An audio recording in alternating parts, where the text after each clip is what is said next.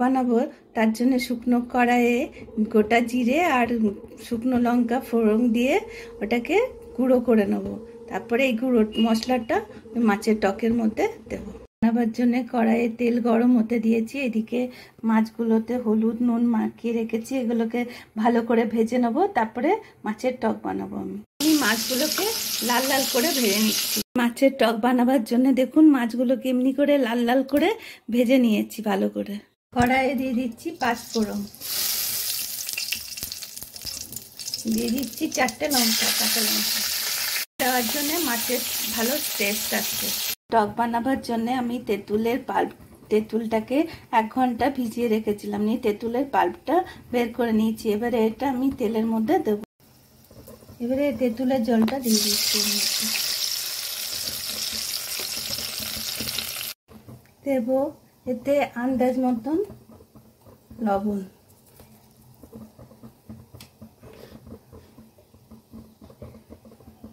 দেবো এতে আন্দাজ মতন হলুদ,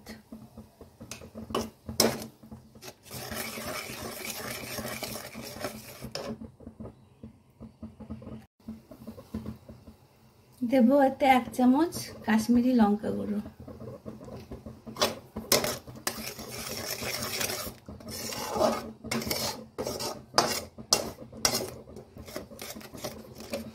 এটাকে একটু ফুটিয়ে নেব। দেবো এতে 1 বাটি জল, ছোট্ট বাটি, এটাকে একটু ফোটাবো।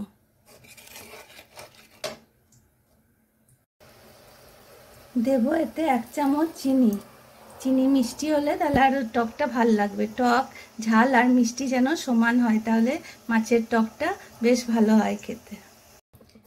এর উপরে দিয়ে দেবো ভাজা গুঁড়ো মশলাটা, তাহলে এটার টেস্ট আরও বেশি আসবে।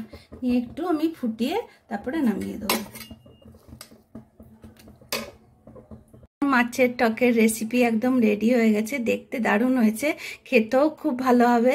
আমার রেসিপিটা যদি আপনাদের ভালো লেগে থাকে তাহলে আমার চ্যানেলটাকে সাবস্ক্রাইব করবেন, লাইক করবেন, শেয়ার করবেন এবং কমেন্ট অবশ্যই করবেন।